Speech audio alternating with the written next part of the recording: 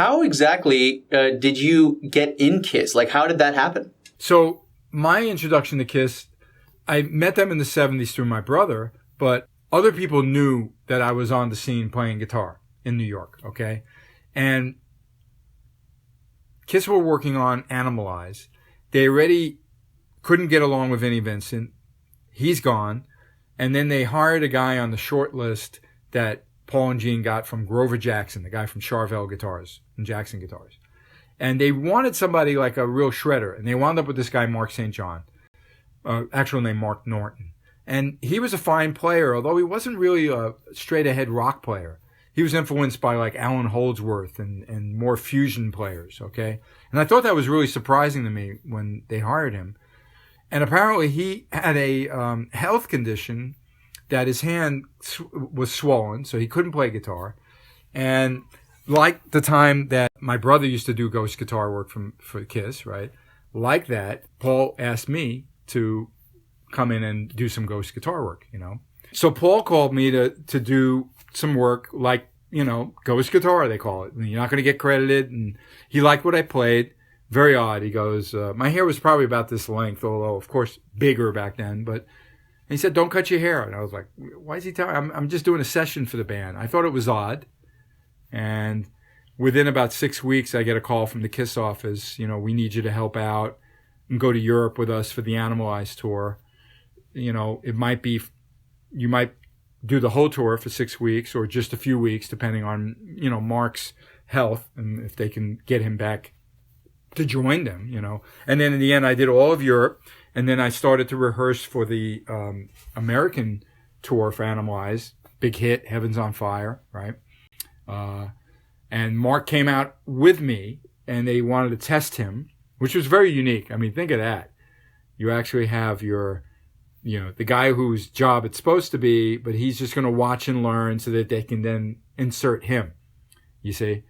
And in the end, they did. They let him play the first half of a show, and I finished the show. And then they let him play the second half of the show.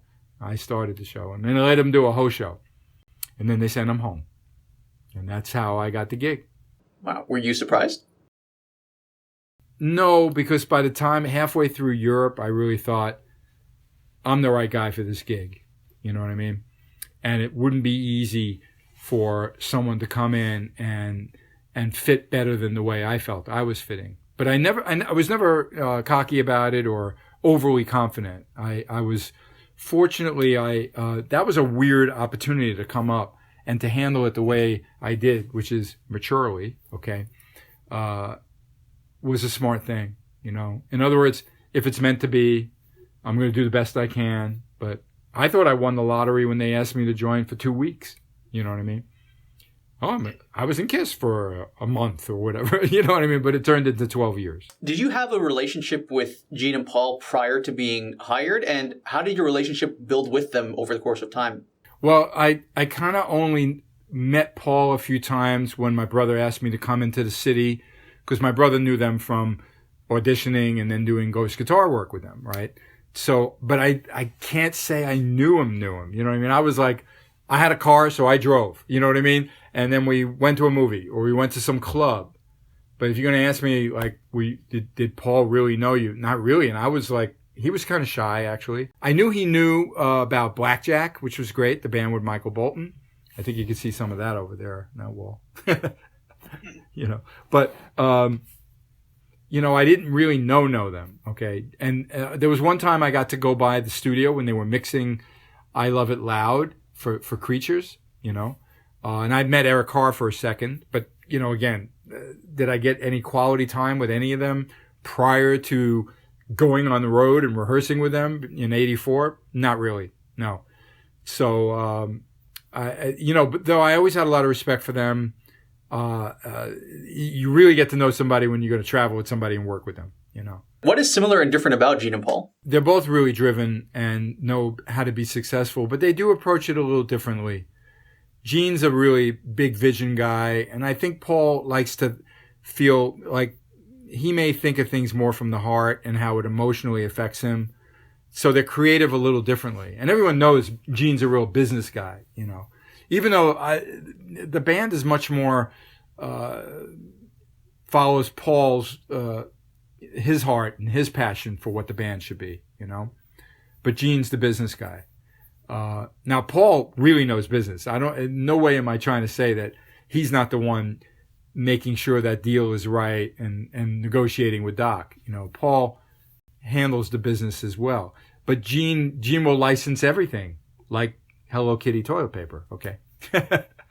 So they approach it a little differently, but they are so similar in many ways in their work ethic and their ability to complete things, have a vision to do something, you know. And that's why, you know, like both of them are so successful outside of KISS. Paul says, like, I like painting. Maybe people would love it. And he's been so successful with his painting, you know. Gene will be like, I want to be involved with these business things and write these business books and start a restaurant chain, which eventually Paul was involved in, which was very smart. But you know what I mean? And he makes it happen. Not everything sticks, if you know what I mean. But they're both very, very driven, very professional in that way, and hardworking business people. Very much so. I was speaking with Eddie Trunk a few days ago, and we were talking about the KISS farewell tour and how long this virus may go, which obviously how long will that tour be delayed? What are your thoughts on the outlook of that tour? Well, you know, me being like kind of like one of those peripheral guys, you know, in the KISS world, if I knew something that wasn't official, I wouldn't share it anyway. But I don't. I'll be quite honest. I don't think they know what they're going to do. But I've been saying this for quite a while since this happened. You know, the world really wants that final goodbye with KISS. And if they lose 6 months or even more, and we don't know, okay, of that tour that they always planned due to the safety issues and this virus, why wouldn't they extend it? Why couldn't they extend it? I mean, that date was put out there when the world was the way we knew it, okay? And the world is no longer the way we knew it. So I think that they'd have a very, very easy pass from everybody, and they would do well. Now, age is not helping, okay? You know, let's just say, hypothetically, you know, it was a year. How much more did they want to do? And they still had a good year, almost a year and a half left, you know what I mean, to tour. And you remember they missed that Australian tour when Paul had a flu or something, you know, that happened. So they would want to make that up, you know. So I don't know. And I don't think whatever they planned on July 21st, you know, 2021, I don't think the venue was holding them accountable. You know what I mean? If they want to move it or change it. Okay. So my guess is they don't know. We'll see what happens, but I think they really could and should probably just adjust to when the situation is more manageable, understandable, and then see where they feel, how they would do it. I do think that bands that do residencies will kind of be in a better position, if you get what I mean, because at least they're not traveling. Although I don't think anyone's quite figured out, and I've had this discussion with my keyboard player, Tim, you met from Grand Funk, you know, like, it's not fair, you know, it might be musical concerts are the last thing to be, you know what I mean, okay to do, you know what I mean? Yeah. And including travel. I mean, I could not believe when I would be looking at my flights were getting my future flights, even in late February when I would look at them to manage like my seating arrangement for Delta, you know, how, wait a minute, that flight was sold out 2 weeks ago. And then all of a sudden half the plane is empty. Oh, I just moved up to the seat I wanted. You get what I mean? Now, of course, you know, you're lucky when a flight has like 20 people on it. Okay. And then I get the emails from the airlines saying like, you know, moving forward, we're not going to be booking middle seats. Well, it still doesn't really give you 6 feet in between. You know what I mean? But wow. You know what I mean? They're going to get a government bailout and they'll figure it out. But the shit show is just that's something that like makes my head turn into jelly. You know what I mean? Because I know what it is to fly every weekend. I get the nature of airlines and how they do their work. And I don't, you know, I'm good friends with a Southwest pilot who loves guitar and KISS, and I give him lessons. And he's a really, really cool guy. And it's so funny. I go, how many people are on your flight? Well, there was 12 going, you know, to Chicago and coming back. You know what I mean? And I'm like, what? But then he's got all the medical supplies on the flight. he's been sharing on social media the testing, which is really been a very sad situation in the whole world. I mean, there are a few countries, they probably don't have the population of America, that have gotten that under control where they were able to test enough. Now you can buy a mask from anywhere. You notice that. You couldn't find a mask, now everybody and their grandmother's making them, what I mean? The beautiful ones that Lisa and I, is from, her son's wife, Megan made these beautiful masks for us. Thank God. And I got another, friend of mine who's a KISS fan who's mailing me a few. I've got the offer about the KISS mask, I don't really need to advertise my KISS connection that way, but I'm still, just the testing needs to be done. We're going to need those tracing people. And what happens if we get the dreaded second wave, or next year could be even worse? Oh my, So I don't know. That's why the things I can, and here's a good, kind of like something to own if you can and wrap your head around it. The things you can control that are good for you, that make you productive and feel creative and feel good. I'm very proud of you for jumping into this right away. You approached me quite a while ago and I wasn't ready because my brain was melted, but now I am. But those things are really important to do when you're in these kind of situations. And that's all about adapting. Those are the silver linings of, something that came out of nowhere that you never expected, And economically, I know some people, not because they don't care. They always lived kind of, week to week or month to month, and they're hardworking people. But what are they going to do? You know what I mean? I'm at that age where I always looked at things like I was already saving for the like oh shit moment. You can't play guitar or something, and you still have bills, right?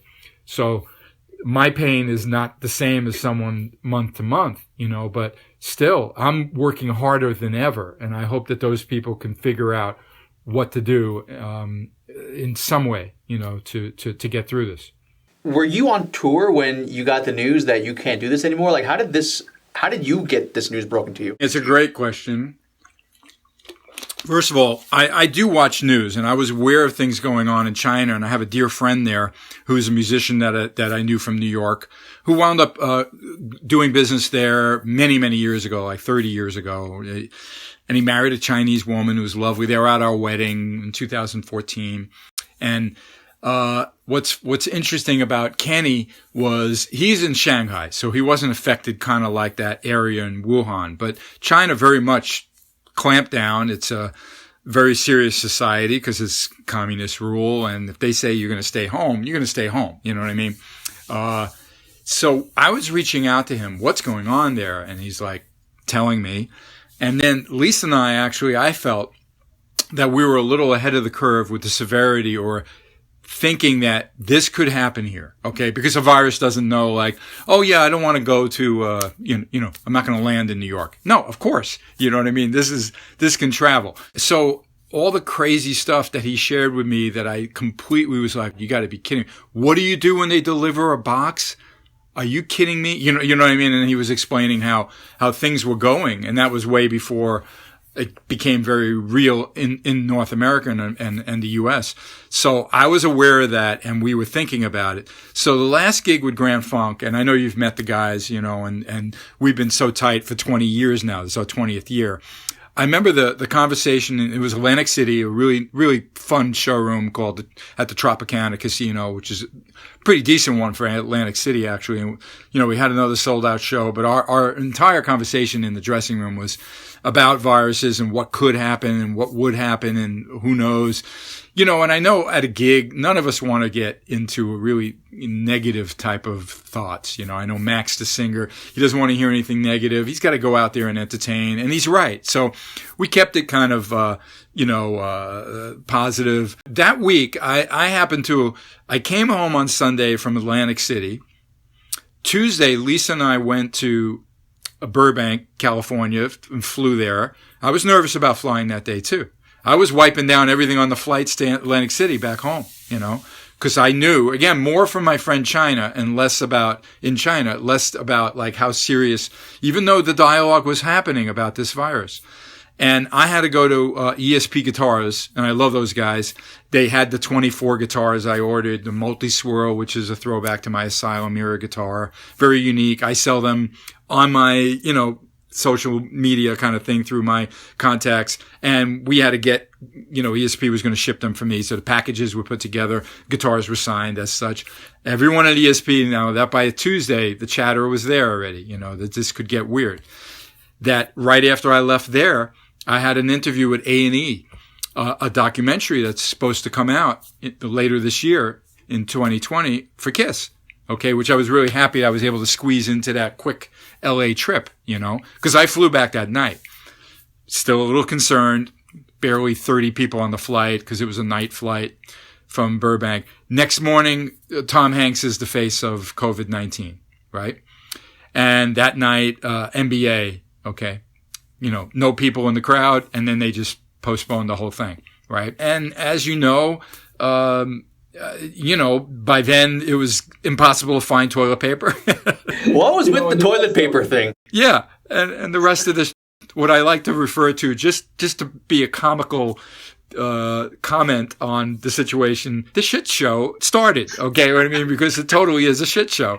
I mean, there's no way to you can't really put honey on it, or you can find the silver lining. And unfortunately, look, I like to say this to a lot of my people, and I'll share it with you.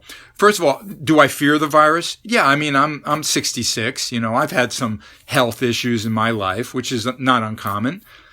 And do I want to get this thing? No. Okay. Do I fear it? To a degree. And I do, as much as I listen to the news, so which means I get some of the political stuff, which hits me to the point where my head explodes. I have some really dear doctor friends who are on the front lines.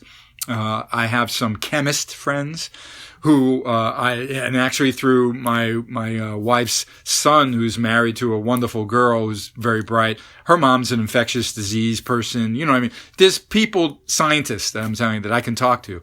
And I know a few KISS fans of mine who are chemists and things like that. So they are not politically, kind of opinionated. They're talking science about this virus. Okay. So I've always felt like I've been pretty well informed, and maybe more than your average person that may not have access to that. And I don't have any secrets to tell anybody. Everyone should take care, in my opinion.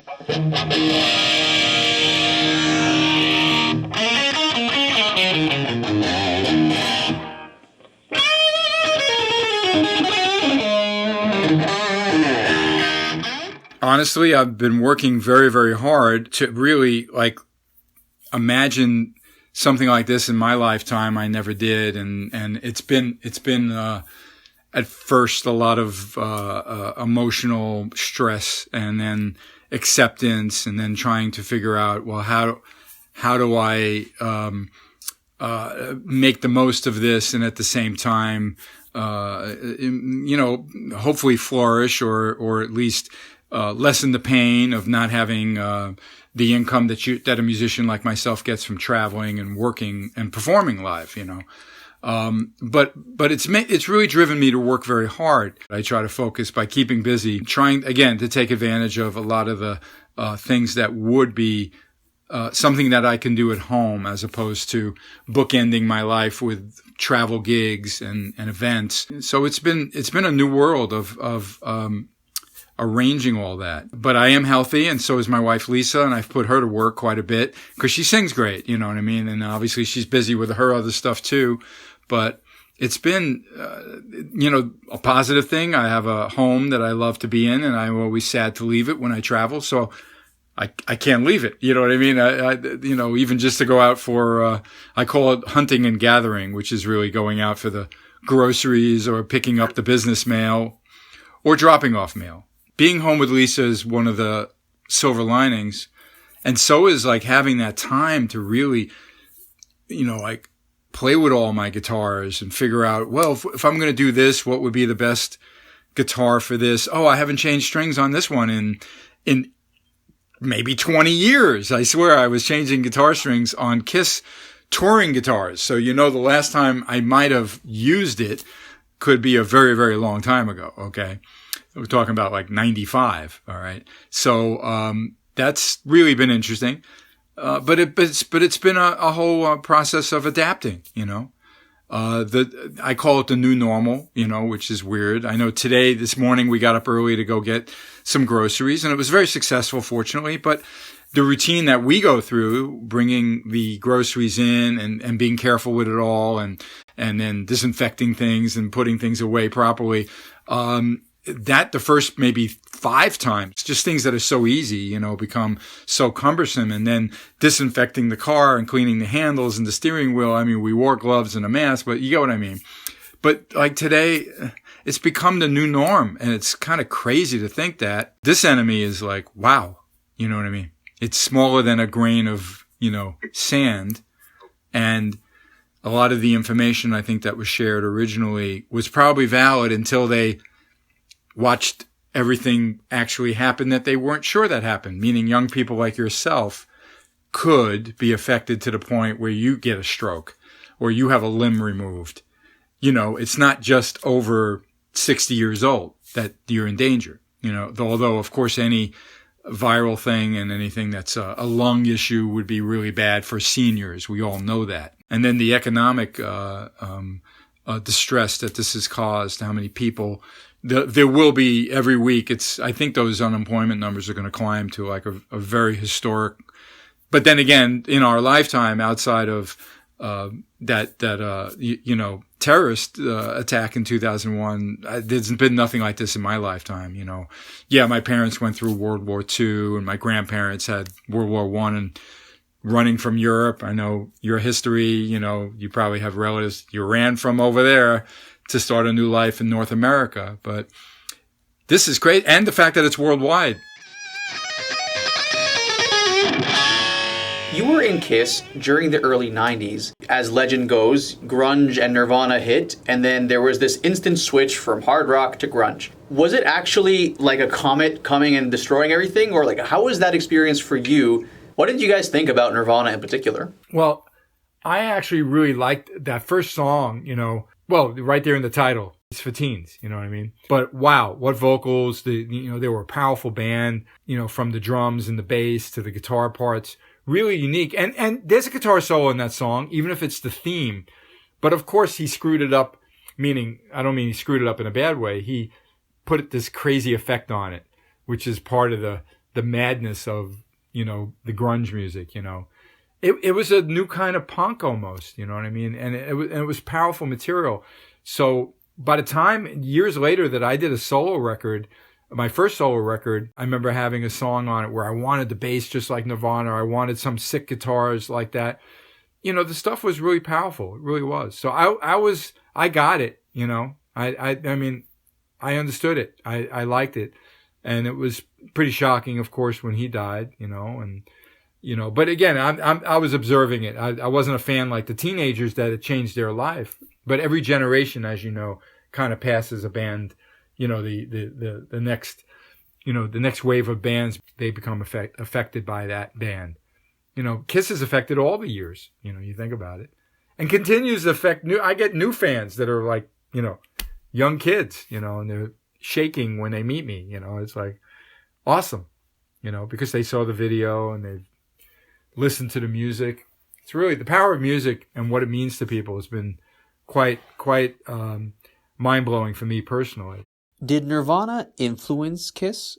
Well, through those 12 years that I was in KISS, I actually saw a lot of things happen. You got to remember, I joined for the Animalize tour, and that was 84. So now you got Van Halen out there, really big, and I forget what other bands were on the scene that were really popular. Bon Jovi was just our opening act in Europe, so it's still not yet there. But that whole era, which was going to be hair metal, was going to become real big. Rat, Poison, and all the others. And KISS, we kind of did, kind of like move in and out of the times with the look. Sometimes stylistically it influenced some of the musical production, not to a major thing, because I really think when Gene sings a song, it's Gene and it's KISS. And when Paul sings a song and writes a song, it's still him. Even when he did I Was Made for Loving You, pre my era. You know what I mean? It might have been a disco song, but it's still just kind of and I say this affectionately, reeked of Kiss. You know what I'm saying? Because Paul has, such a intense presence with his vocals and the way he phrases and comes across. But certainly by the time we did Revenge, I don't think we were looking at anything with grunge. Carnival of Souls was a little more of like, oh wow, music just got even heavier. Maybe we can explore being heavier. So I do feel like it influenced Carnival of Souls. But Revenge, we had Ezrin, which meant we can be whoever we wanted to be. And he would be the guiding force. And, but I do feel that comet, that the way you explained it, of the popularity of suddenly it was flannel shirts. I do think that did put a damper on some of the flamboyance that we were known for. But Revenge, we came off real tough. We were very, I felt we were very, really in firing on all cylinders, shall I say, and it was a great effort. But I do think that we could have sold much, much more if that album came out, let's say 2 or 3 years earlier, because there were a lot of new bands doing very, very strong rock material, even though some of it was very dark and different. And whether or not we call it classic rock now or not, like your other movie. So, it did influence us, but I mean, Kiss is always Kiss. I always felt that. I was just doing my job, trying to play the best I could. I was always grateful, although at times I didn't realize, wow, years on, this is going to be still talked about, revered, and don't get rid of that, bracelet or that, piece of jewelry, or never sell that guitar. You know what I mean? I would never have thought, how the impact and the power of everything connected to what I was involved in. And for me at the time, maybe you shouldn't be, because then you might be even more nervous than you already are, So for me, I was like, respectful of the job of wanting to do the best I could, play the best I could, perform the best I could, and be respectful of the fans. Are there any funny Kiss stories you'd be willing to share? Well, I mean, through the years, obviously, there was always, a lot of crazy things. One thing was funny, and it was only because the current shit show had a little bit of a spotlight on toilet paper. Okay. So I'll give you 2 funny things. Eric Carr was a real prankster, and out of his nervousness, at times he would get kind of, nervous with, just the traveling. Gene and Paul can be a little, everyone's in their zone and everything. But I think Eric would naturally just be the jokester and make jokes and make fun of himself. He didn't pick on other people. I know Paul really enjoyed it. I'd laugh. And obviously, oddly enough, the demon Gene would be one of the subjects to be kind of picked on, because he can handle it. He doesn't care. He gets up, it doesn't matter. He could be in his robe and look all disheveled, and he'll go like, beautiful. You know what I mean? And he'll just look in the mirror and say that. That's Gene. So I remember one time, Gene, some of the dressing rooms, even at some of the bigger venues, if it's an old room, the bathrooms could be close to where the rooms are. Not everything's a basketball arena, a concert arena style place.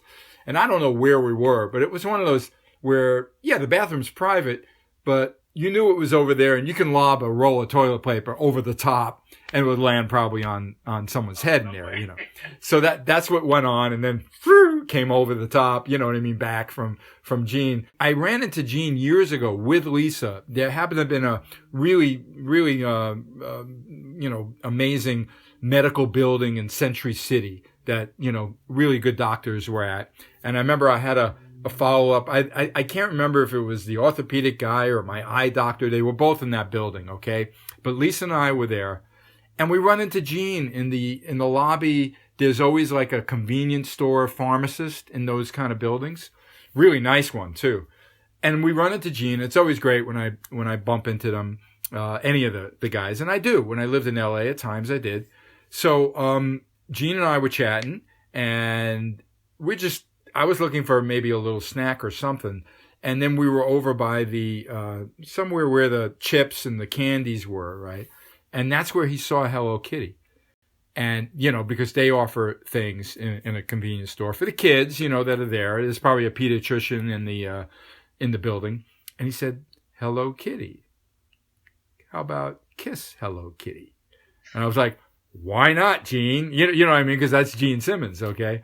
So sure enough, I'm sure it didn't happen in 6 months, but it happened, in a year or two. There it was, and that turned out to be a very successful license for them.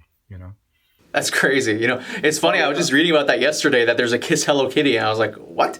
How did that happen? Yep. Well, the fact that I was there when it was born, kind of, I didn't get anything for it, but now I have toilet paper and tissues from my dear friend. And then just the ironic side of that story, which I should share, is just, I have this wonderful friend that I've known a long time helping me with my website. Okay. Thank God I have some people that could do some of that grunt work. Okay. And she owns, this, site called, Kiss Addiction. Okay.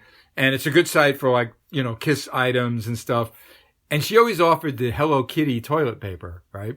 Which is really weird when you think about it.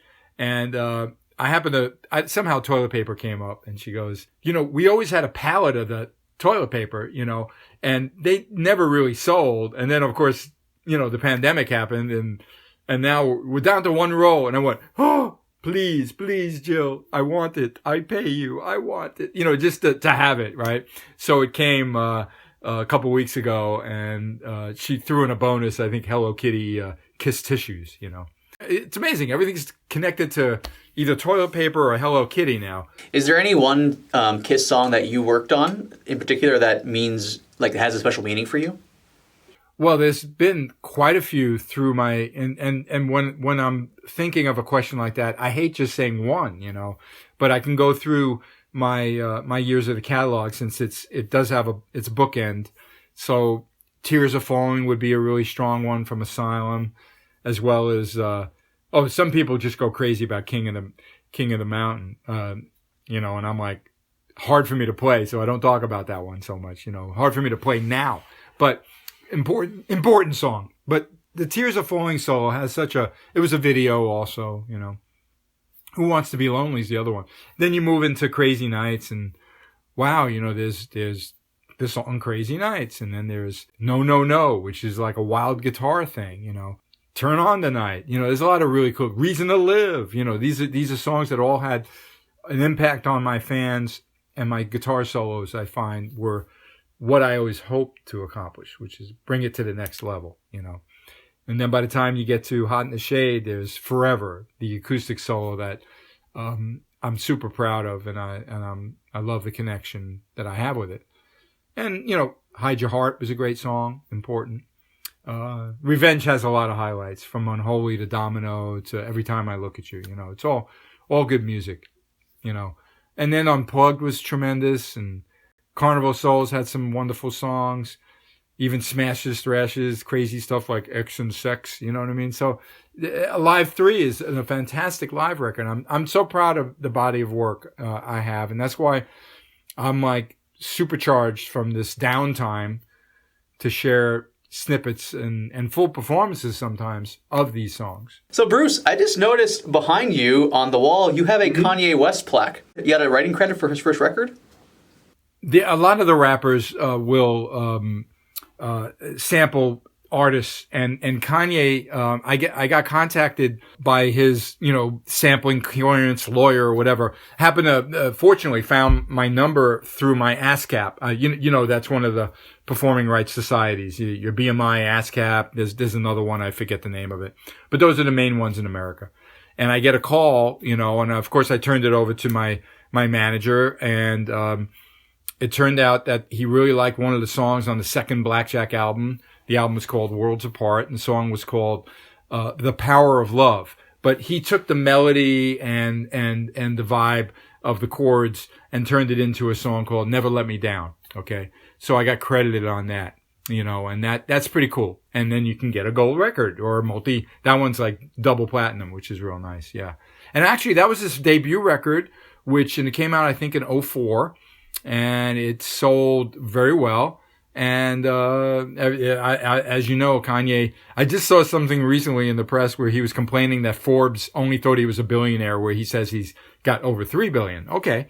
Whatever. And, there's a lot of stuff like that in the rap world, using things with, rock and roll, sampling. I was pretty excited. I remember when McCartney did Dodger Stadium, and I can't give you the year, but it was in the last probably 5 years. And it was the same year that he worked with McCartney on that song with the numbers in it. And so it was that year, and McCartney was at Dodger Stadium, and my seats were pretty good. He made a statement a few years back saying, I think it was like rappers are the new rock stars, something along those lines. Do you agree with that sentiment? Do you disagree with it? If you talk about sheer numbers and influence culturally, rappers did become the next generation of rock stars. Absolutely. I mean, I thought it was really, Aerosmith did it really early on when they kind of, put that together, But, if you think of rock and roll as being, the dangerous people that your parents don't want you to know about, it's similar, you know what I mean? And, obviously they did it their style, and all the characteristics of the rapper from the gold to the teeth to the, flamboyance and the nature. But think about that. Many rock stars, not all of them did that. Some of them were very dressed down, but many of them did things like that. So culturally and success wise, they did become like the new rock stars, and, we can always tag that right into the argument of like, is rock dead? You know what I mean? And all that. And, it's funny. I did something fairly recently for Cameo Cares, which is, a charity, event that happened through Cameo, which is an app where you can book me to say, hey, happy birthday, Daniel, to your family or something, or you ask me to do that. And Cameo Cares had, Rick Nielsen from, Cheap Trick and Dee Snider was there anyway. And something came up with that, I remember. And Dee was very, very, very, forceful about, and I agree with him. It's not fair to say rock is dead. It's just not really, it doesn't get the attention, but it's part of car commercials. It's out there all the time. But I think he's part of some petition to have AC/DC at the Super Bowl. Right now, yeah, of course, and they deserve to do it. I think they might have passed on it. But to be honest, what Super Bowl? You know what I mean? When is that happening? You know what I mean? Who knows what's happening? But, I do believe in the power of rock and roll, although the sales aren't quite there. But think of the movie, like the Queen movie, Bohemian Rhapsody, that did so well. And, some of the tours go out. The numbers never lied. You know what I mean? Of course, with the power of, from The Wall with Roger Waters to Paul McCartney to the Stones to the KISS tour, et cetera, et cetera. And that Mötley thing, what's going to happen, you know what I mean. When Mötley Crüe announced they were getting back together, there was a lot of mixed reaction amongst fans and people within the music industry itself. How do you feel about the Mötley Crüe reunion?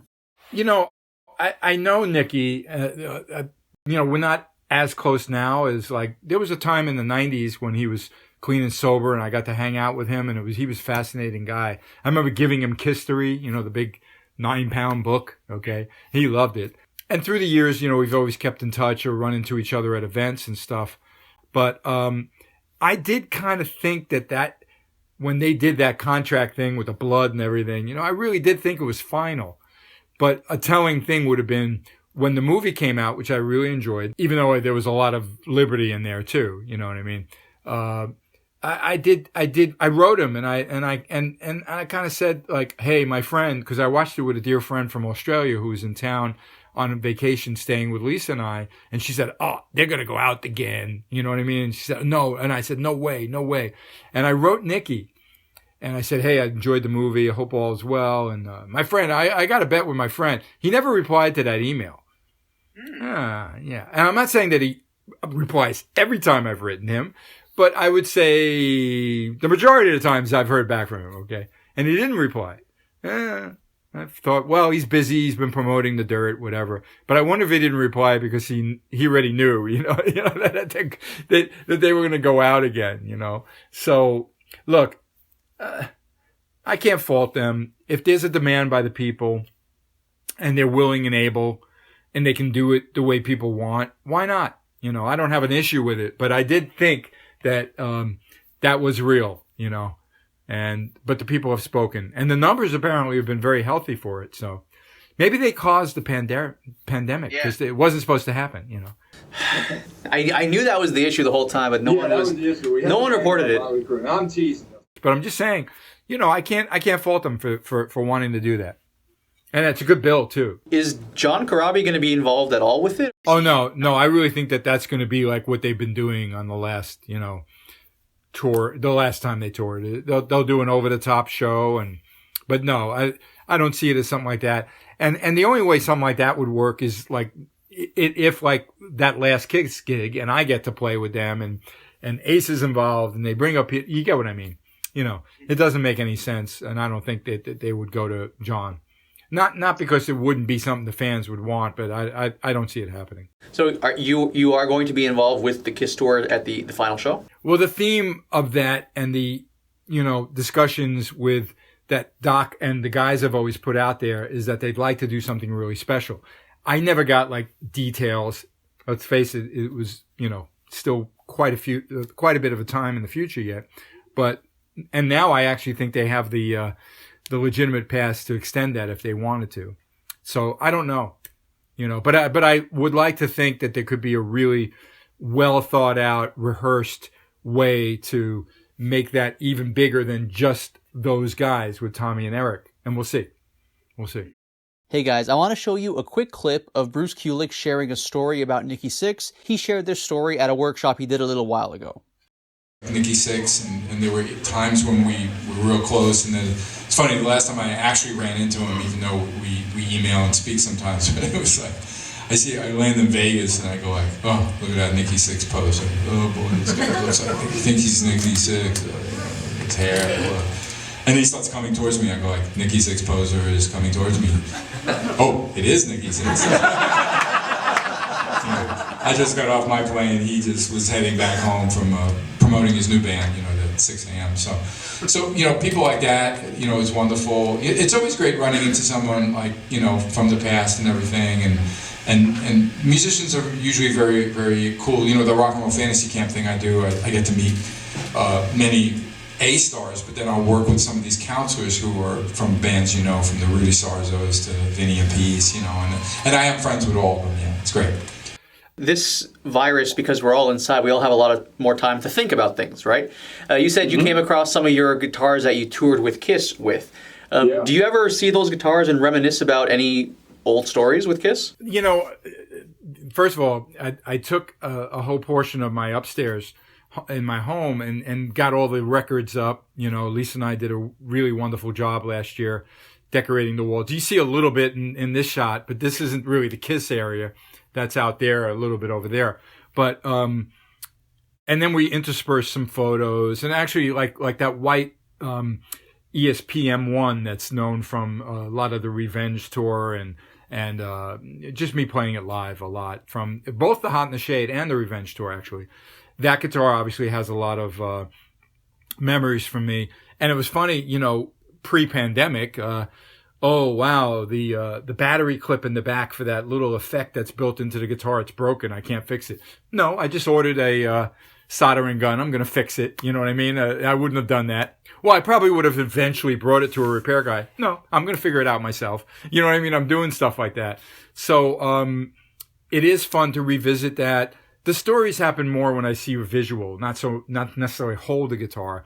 And people do have time to share their KISS stuff, and I'm making, you know, files and notes on my phone and devices of like when someone shares a cool YouTube from, you know, whatever, somewhere, Fort Wayne, an Asylum tour. Not much of that out there. Madison Square Garden, cool. So I've been compiling those things, and I've always done that, but not to the degree that I'm doing it now.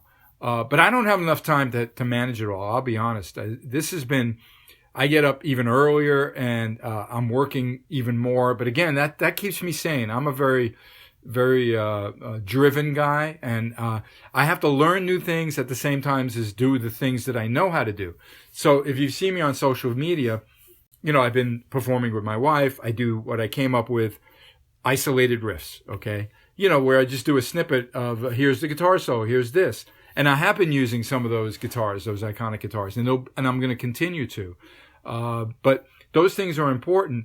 But now I also have to learn the recording studio. Because I used to always just go to a guy's house here in town back when I lived in LA instead of me pressing record. I had a buddy, real talented guy. He could just come over with his laptop with the Pro Tools, plug into my converter and my speakers, boom, go. You know what I mean? And I get going, you know. No, I don't want anyone over here. I'm not going nowhere. You know what I mean? So, just this past few days, I finally, you know, I'm going to explore a lot more, and you know, I'm pretty excited about it, to be honest. But I literally hooked up the little amp that I've been sharing all my lead guitar stuff with the fans through social media, because I don't need a Marshall stack to get my sound. You know, it could be a small amp. And that amp, I threw the microphone on and gave it a little test run yesterday, you know, and I was like, everybody I shared my quick, let's see what it sounds like. Everybody was really excited about it. So that's another facet that I've never brought into my home. Of course I did sessions. Of course I recorded all the time. You know what I mean? Sometimes in a year I'll do 20 of them, you know, for people I like and work on music. And I know my keyboard player, Tim, who keeps telling me, get your home studio going. I got stuff to send you. Please, let's do it. You know, and I'm kind of like, you know, so here I am learning another trick. And by the way, unlike other times, now I can play that Kiss guitar that I just finally changed the strings, soldered the, you know, the battery clip for the effect in it, you know. So that's exciting, you know. One of the features I've always done and I'll continue doing, but my social media, now I'm like posting stuff all the time. And I never did it quite that, you know, frequent. But I do have the time and I'm getting the love, you know what I mean? People are visiting my website. People have discovered how amazing my wife sings, and she can sing the Kiss songs great. But the point is, Guitar of the Month, Kiss Guitar of the Month. That was one of my features. You know, you can see that on brucekulick.com too. So, every one of those guitars, instead of me just pulling them out and struggling, now I'll have the time, because of the pandemic, to change the strings and set it up exactly how I want. Because most of those were more about like, hey, these are the features. Here it's where you might have seen that instrument, you know, and et cetera. So yeah, this time, without trips to travel to, appointments to make, places to go, you know, dinners to eat out with friends, you know, movies to see. Once this COVID situation passes, do you think that things will get back to normal concert-wise, or do you think that concerts won't be allowed to have 30,000 people in one place? It's going to be kind of separated and segregated.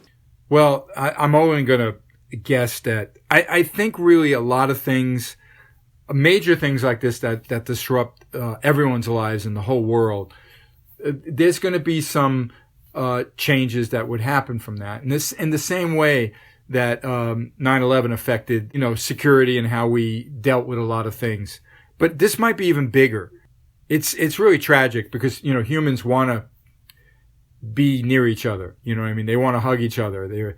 I sometimes think, you know, I'm happily married. What's that single guy going to do for right now? You know what I mean? In this world, or even someone that they, you know, you just started dating someone, but you can't, you know, you just go see them. You get what I mean? Just the whole, and then, you know, in the music business, meet and greets is so important. Fans love that up close and personal, that moment, even if it's just standing in front of, you know, a one handshake and you take a picture.